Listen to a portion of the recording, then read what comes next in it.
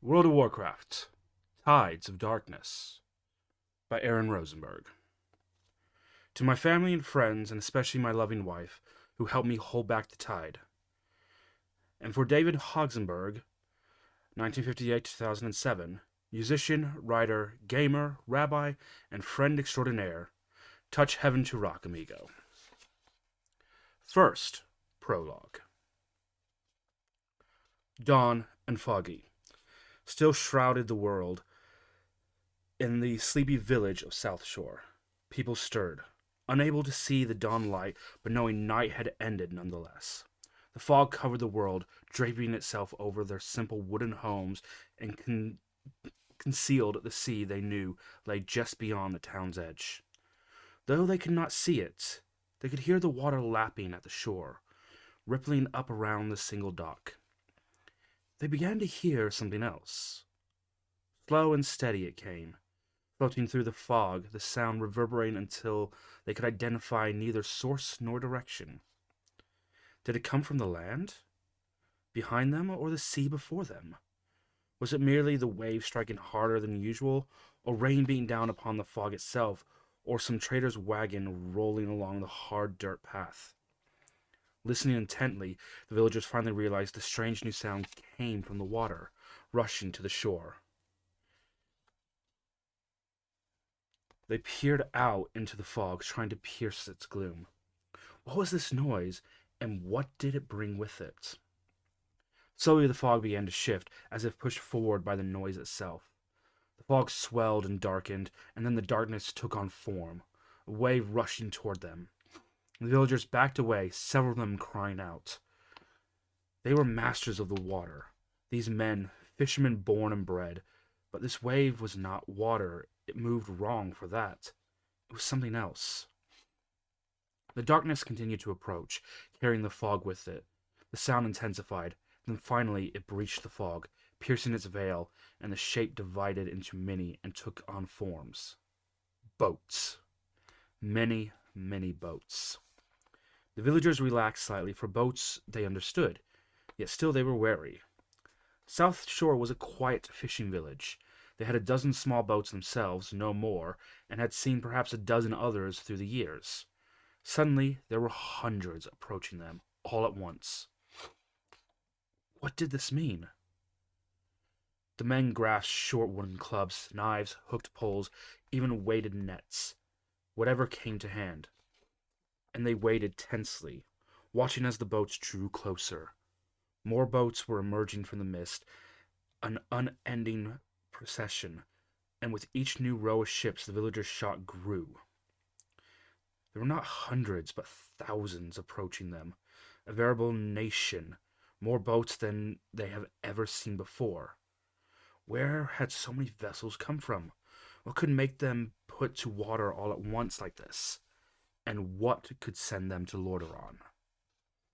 The villagers grasped their weapon more tightly, children and women hiding within their homes, and still the boats multiplied. The sounds were finally clear as they stroke many of oars striking the water out of rhythm. The first boat beached itself, and only now the village could see the figures within it. They relaxed further, though their confusion and concern grew. There were men there, and women, and even children, judging by the size, with skin both pale and tanned, and hair all the normal shades. These were not monsters, nor the other races the villagers have heard of but never seen. Nor did they seem armed for battle, for clearly most of the newcomers were not warriors. This was no invasion, at least. It seemed more like a flight from some horrible disaster, and the villagers felt their fear turn into sympathy.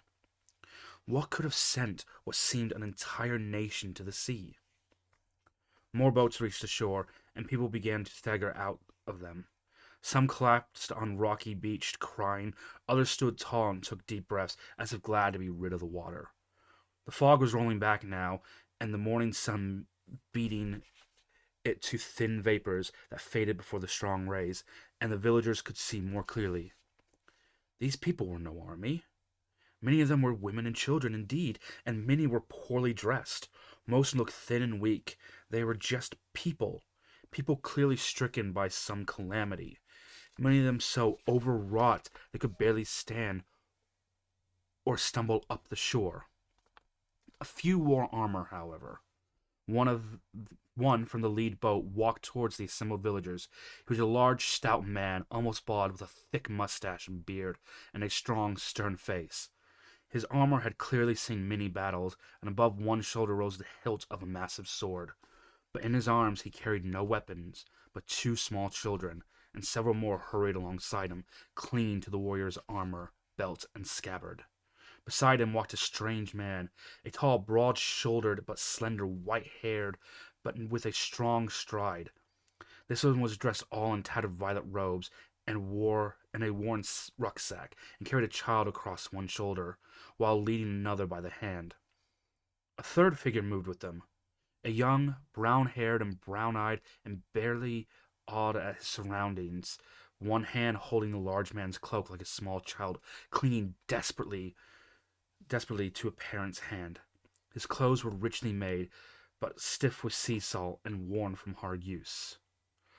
"Hail and well met!" the warrior called out, approaching the villagers, his broad face grim. "We are refugees fleeing a terrible, terrible battle. I beg you any food and drink you might spare, and shelter if you can, for the children's sake." The villagers glanced at one another, then nodded. Weapons lowered, they were not wealthy villagers, but they were not poor either, and they would have to be far worse off to let children go unaided. Men came and took the children from the warrior and the violet-robed one, and led them to the church, their largest, sturdiest structure. Already the village women were stirring up pots of porridge and stew. Soon the refugees were camped in the church and around it, eating and drinking, sharing donated blankets and coats. The mood would have been festive if not for the sorrow evident in the newcomer's face. "Thank you," the warrior told the village headman, who had introduced himself as Marcus Redpath.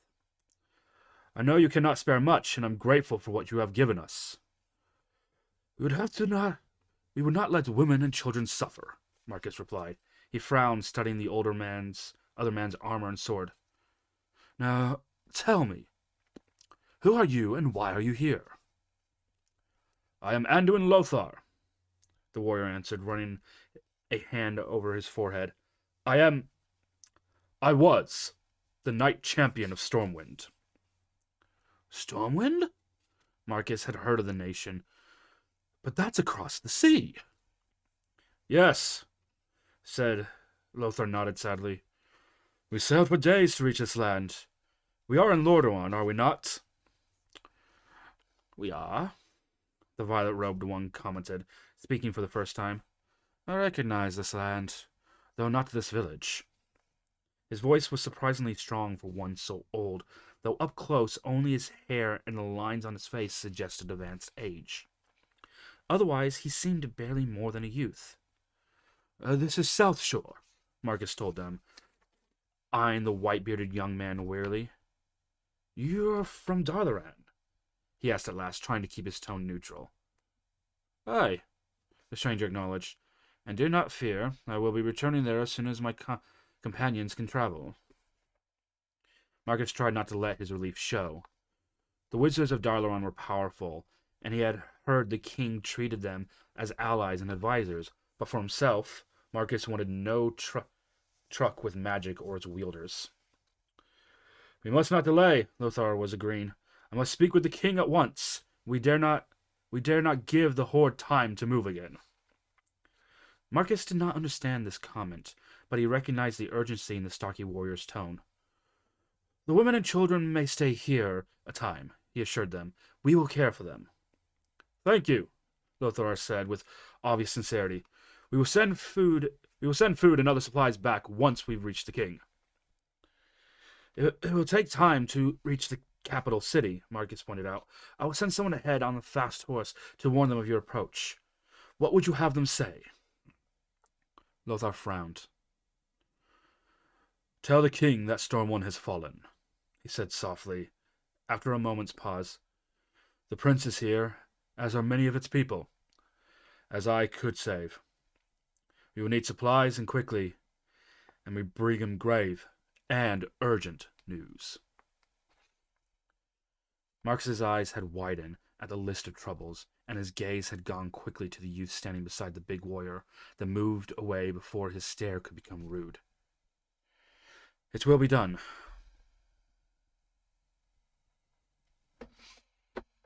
he assured them, and turned away to speak to one of the villagers, who nodded and leaped onto a nearby horse, galloping away before the head man had taken 2 steps back to the church. "Willem is our finest rider, and his horse is the fastest in the village," Marcus assured the 2 men. "He will reach the capital city well ahead of you and deliver your message. We will gather our horses and what food we can for you and your companions to take on your own journey." Lothar nodded. "Thank you." He turned to the violet-robed man. "Gather those who would come with us, Khadgar, and make ready. We leave as soon as possible." The wizard nodded and turned away, heading for the nearest cluster of refugees. A few short hours later, Lothar and Khadgar left South Shore with Prince Varian Rin beside them, leading 70 men. Most had chosen to remain behind, either from illness or fatigue, or simply out of fear and shock and desire to cling to those few survivors from their own land. Lothar did not begrudge them. A part of him wished he could remain in the small fishing village as well, but he had a duty to perform. As always. "How far is to Capital City?" he asked Khadgar, riding beside him. The villagers had offered them use of what few mounts and carts they had, which had proven just enough to manage. Lothar hesitated about taking any more from the generous villagers, but had finally accepted, knowing it would speed the process immeasurably, and time was of the essence. "A few days, perhaps. A week," the wizard replied. "I don't know this part of the country that well, but I remember it on maps. We should see the city spires in 5 days at most. Then we'll have to pass through Silverpine Forest, one of the greatest wonders of Lordaeron, to skirt Lordomere Lake. The city stands along its northern shore." Khadgar fell silent again, and Lothar studied his companion. He worried about the young man. When first they'd met, he had been impressed by the wizard's composure and easy self-confidence, and astonished at his youth. He had been only 17, little more than a boy, and already a wizard in his own right, and the first Medivh had ever designated to accept as an apprentice. Subsequent encounters had shown him that Khadgar was bright, stubborn, focused, and friendly. He found himself liking the boy, the first time he felt such friendship towards a wizard since Medivh himself. But after the events in Karazhan, Lothar shuddered, remembering the ugly, nightmarish conflict he had found himself with Khadgar, the half-orc Garona, and a handful of men against Medivh himself. Khadgar had administered the lethal blow to his master out of necessity, but it had been Lothar who had removed his old friend's head. A head he had protected many times in their youth, back when he and Medivh and Lane had been friends and companions. Lothar shook his head and drove away the tears. He had grieved many times on the long sea voyage, but still it felt as if the pain and rage and sorrow would overwhelm him. Lane, his best friend, his companion, his king. Lane, with the bright smile and the laughing eyes and the quick wit. Lane, who had carried Stormwind into a golden age, only to see it torn apart by the orcs, their hordes sweeping across the land and destroying everything in their path. And then to discover that Medivh had been responsible for it all. That his magic had aided the orcs in reaching this world, had given them access to Stormwind, and thus had led not only the kingdom's destruction, but Lane's death. Lothar bit back a cry at the thought of all he had lost, all his people had lost. Then he hardened himself to it. As he had so many times during their journey, he could not let himself succumb to each emotion. His people needed him, and so did the people of this land, though they did not know it yet. And so did Khadgar. Lothar still did not understand everything that happened in Karazhan that night. Perhaps he never would. But somehow, during the battle with Medivh, Khadgar had changed. His youth had been stripped away. His body aged unnaturally. Now he appeared an old man, far older than Lothar himself. though Khadgar was the younger of them by almost 4 decades, and he also worried what Elsa had done to the young wizard. Khadgar, for his part, was too lost in his own thoughts to notice his companion's concerned gaze. The young old wizard's thoughts were turned inwards, though they ran along the same lines as his companions. He was reliving the battle in Karazhan and experiencing again that horrible wrenching sensation as Medivh drew from his magic and his youth. The magic had returned. Indeed, in many ways it was far stronger now than before. But his youth was gone, torn from him long before its time. He was an old man now, at least an apprentice, at least in appearance. He still felt hale and hearty, and had much endurance and strength and agility as ever, but his face was lined, his eyes deep set, and his hair and fledgling beard a stark white. Though only 19, Khadgar knew he looked 3 times that and more. He looked like the man in the vision, the older vision of himself he had seen in battle through the magic of Medivh's tower. The older man who would someday die beneath a strange red sun far from home. Khadgar also studied the emotions within him, the ones that came from Medivh's death. The man had been evil incarnate, single-handedly responsible for loosing the orc horde upon the world, yet had not been the man, not truly. For Medivh had been subsided by the titan Sargeras, whose mother had defeated millennia before. Sargeras had not died, only his body, and he had hidden away within Egwene's womb, infesting her unborn son. Medivh had not been responsible for his own actions, and his dying words to Khadgar had revealed that the Magus had been fighting the evil within him for years, perhaps all his life. Khadgar had even encountered a strange phantom version of his dead master shortly after burying the body, and that Medivh had claimed to be from the future and to be free of Sargeras' taint at last, thanks to Khadgar himself. So what should he feel, Khadgar wondered. Should he be sad that his master had died? At times he had liked Medivh a great deal, and certainly the world had lost much when the Magus had died. Should he be proud of the role he had played in freeing the man and driving Sargeras from this world again? Perhaps for good? Should he be enraged at what Medivh had done both to him and others, or awed that one man could resist the influence of a Titan for so long?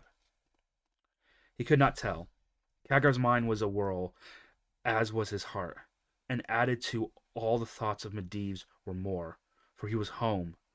At last he was back in his homeland, back in Lordaeron, and not in the way he had expected. When he had left to become Medivh's apprentice, at the behest of his previous masters in Darlaron, Khadgar had not expected to return until he was a master mage himself. He had thought to fly back on a griffin, as Medivh taught him, and land atop the Violet Citadel so that all his former teachers and fellows could marvel at his power. Instead, he was riding a plow horse beside Stormwind's former champion, leading a ragtag band of men to speak to the king about saving the world. Khadgar bit back a chuckle. Well, at least they would make a dramatic entrance, he thought. That was something his old teachers and friends would appreciate.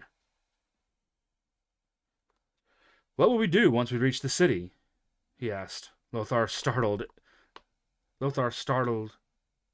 the aging warrior from some revive.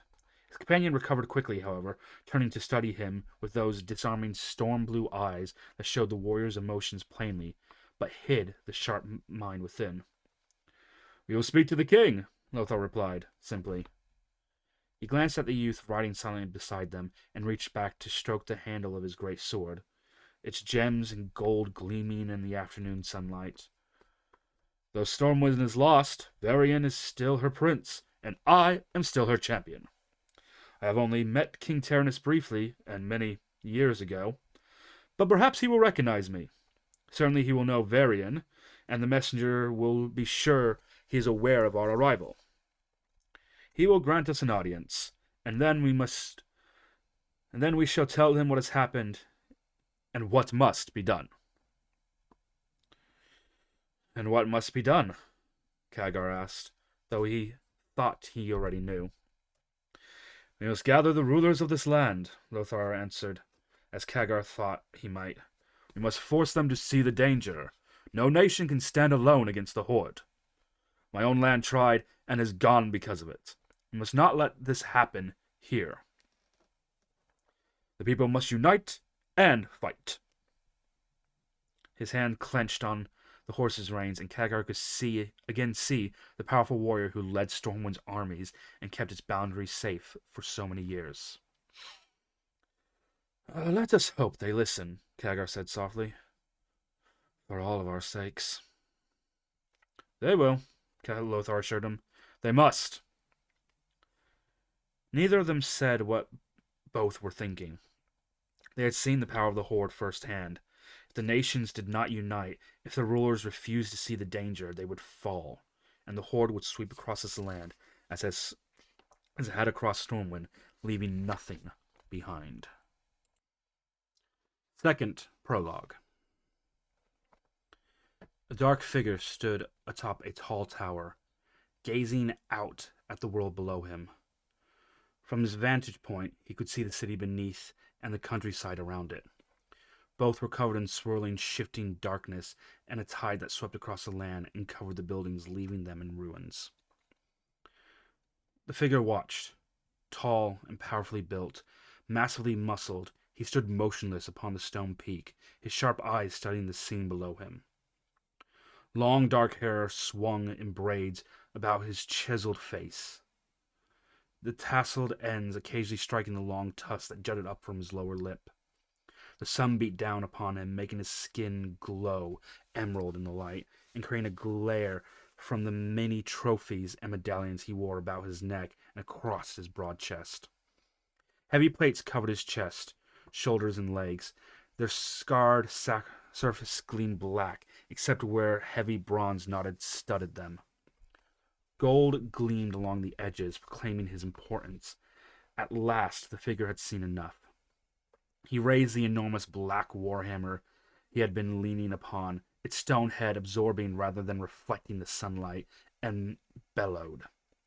It was a war cry, a summonings, and an exclamation, and the sound swept forth, slamming into the building and hills around him and echoing back. Below him, the dark tide ceased its movement, then it rippled as faces turned upwards. Every orc in the Horde stopped and looked, staring up at the solitary figure high above.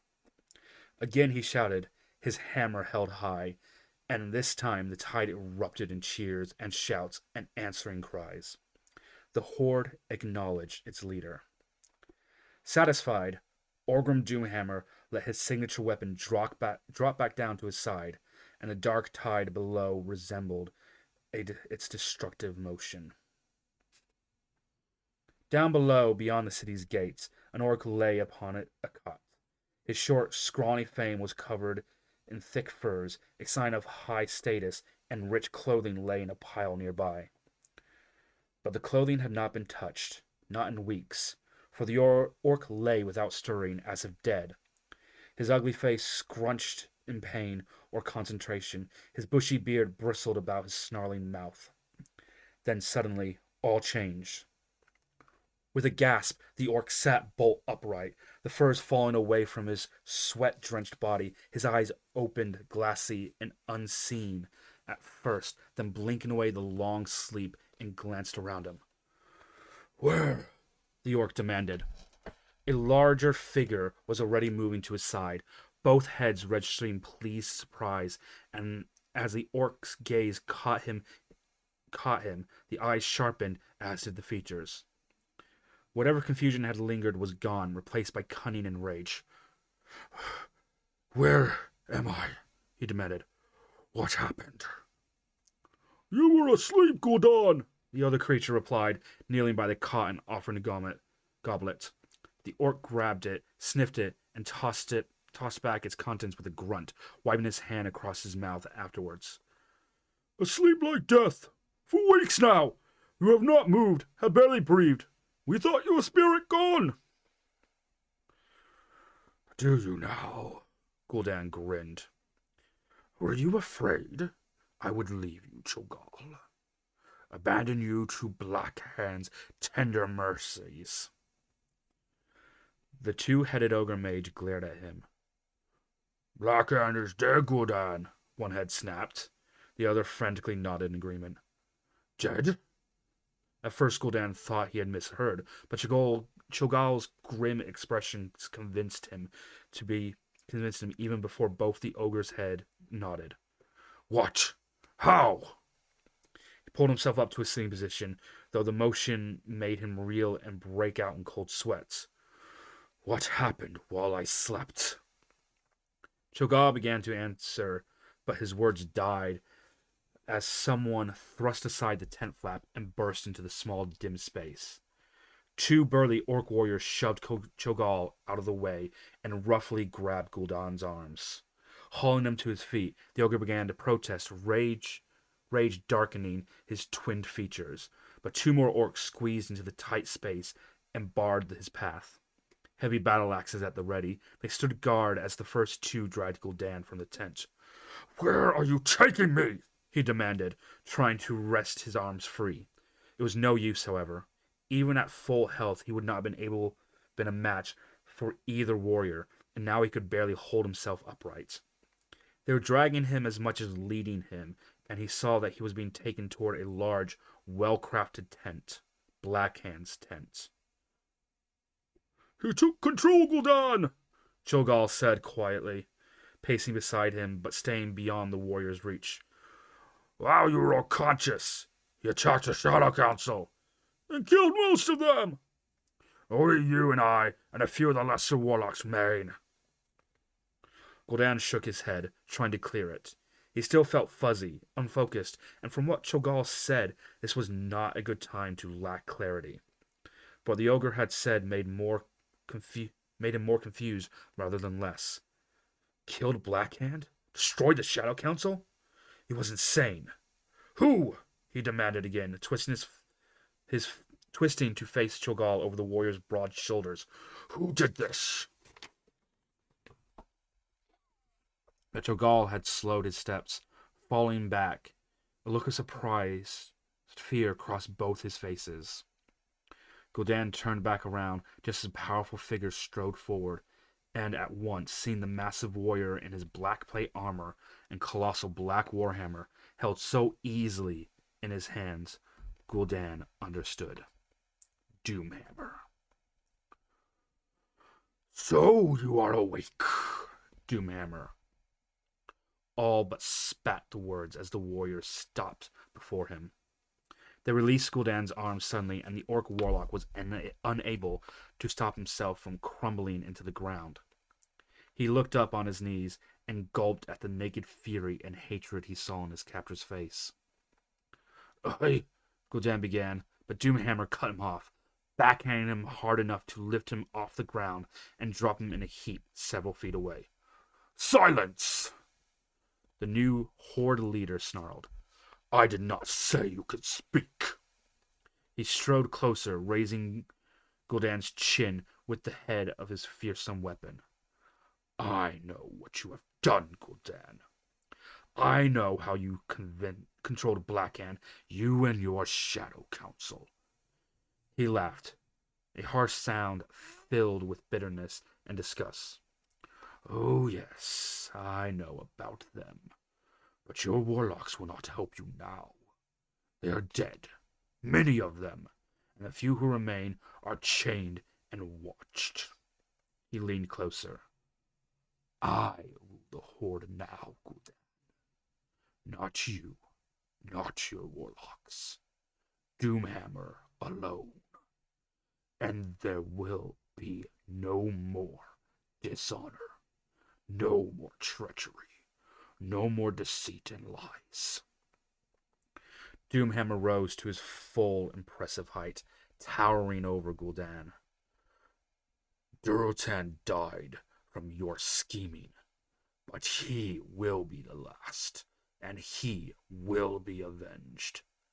No more will you rule our people from the shadows.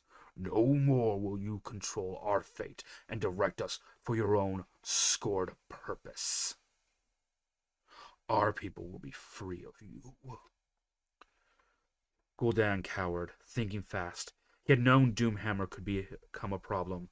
The powerful orc warrior was too intelligent, too honorable, too noble, to be easily swayed or controlled. He had been second to Blackhand, the powerful Blackrock leader Gul'dan had chosen as his puppet for the Horde leadership. Blackhand had been an extremely powerful fighter, but had thought himself clever and thus had been easily controlled. Gul'dan and his Shadow Council had been the real powers, and Gul'dan had ruled the council as easily as he did their war chief. But not Doomhammer. He had refused to follow, carving his own path with reckless abandon equaled only by his loyalty to their people. Clearly he had seen what occurred behind the scenes, witnessed what he considered corruption, and when he finally seen enough, when he could endure no more, he had acted. Clearly Doomhammer had chosen his moment carefully. With Gul'dan out of the way, Blackhand had been vulnerable. How he had discovered the Shadow Council's location was unclear, but obviously he had done so, and then had eliminated most of them, leaving Gul'dan, Cho'Gall, and who knows what others. And now he stood over Gul'dan, hammer raised, ready to destroy him as well. "Wait!" Gul'dan cried out, both hands raised automatically to shield his face and head from harm. "Please, I beg you!" That made Doomhammer pause. "You, the mighty Gul'dan, beg? Very well, dog. Beg. Beg for your life." The hammer had not lowered, but at least it had not fallen. Yet. Gul'dan hated him then. Hated him with a passion he had never known for anything but power itself. Yet he knew what he had to do.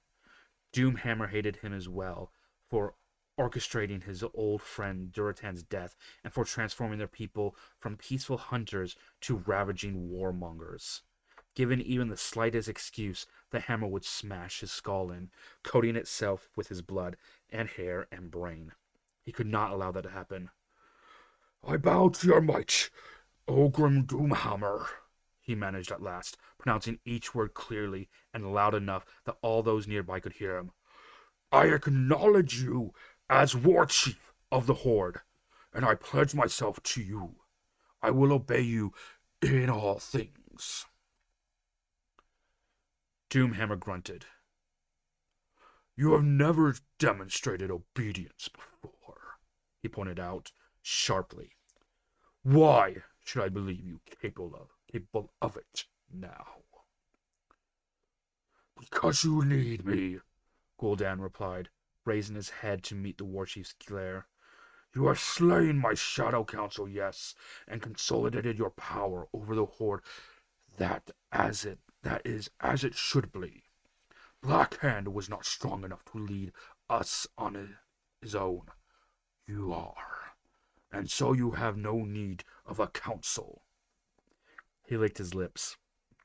"But you need warlocks. You need our magic, for the humans have magics of their own, and without us, you will fall to their power." He shook his head. "And you have very few warlocks left. Myself, Cho'Gall, and a handful of neophytes. I am too useful to kill simply for revenge." Doomhammer's lips pulled back in a snarl, but he lowered the hammer. For a moment, he said nothing, simply glared at Gul'dan, his gray eyes filled with hate, but finally he nodded. "What you say is true," he admitted, though the words clearly took enormous self-control to utter. And I will place the needs of the Horde over my own." He bared his tusks. "I will allow you to live, Gul'dan. You and those of your warlocks who remain, but only as long as you prove useful." "Oh, we will prove useful," Gul'dan assured him, bowing low. His mind was already working. "I will create for you a host of creatures such as you have never seen before, mighty Doomhammer, warriors who will serve you alone.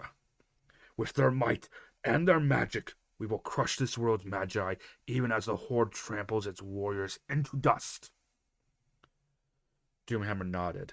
His snarl faded to a thoughtful frown. Very well, he said at last. You have promised me warriors who can combat the humans. Magic, and I will hold you to that. Then he turned and walked away, clearly dismissing him. The orc warriors departed as well, leaving Gul'dan still on his knees with Cho'Gall not far away. The orc warlock thought he heard them laugh as they left. Damn him, Gul'dan thought, watching the war chief disappear back into his tent. And damn that human wizard as well. Gul'dan shook his head. Perhaps he should be cursing his own impatience instead. It had been that which had driven him to enter Medivh's mind, seeking the information the Magus had promised but thus far withheld from him. And it merely had been bad luck that Gul'dan had been inside Medivh's mind when the human had died. His only spirit weakened by the sudden violence. He had been trapped, unable to return to his body all this time, unaware of the world around him, and that had given Doomhammer the opportunity to seize control. But now, at last, he was awake again, and once more he could pursue his plans, because at least that desperate, deranged act had not been wasted. Gul'dan had the information he needed, and soon he would not need Doomhammer or the Horde any longer. Soon he would be all-powerful without them. Gather the others, he told Cho'Gall, pushing himself up off the ground and testing his limbs. He was weak, but he would manage. He had no time to do otherwise. I will forge them into a clan in truth. One that will serve my own ends and protect me from Doomhammer's wrath. They shall be the Storm Reavers, and they will show all the Horde what we warlocks can accomplish, until even Doomhammer cannot deny their worth. Gather your clan as well. Cho'Gall led the Twilight's Hammer clan. They were obsessed with the end of the world, but with fearsome fighters. There is much to do.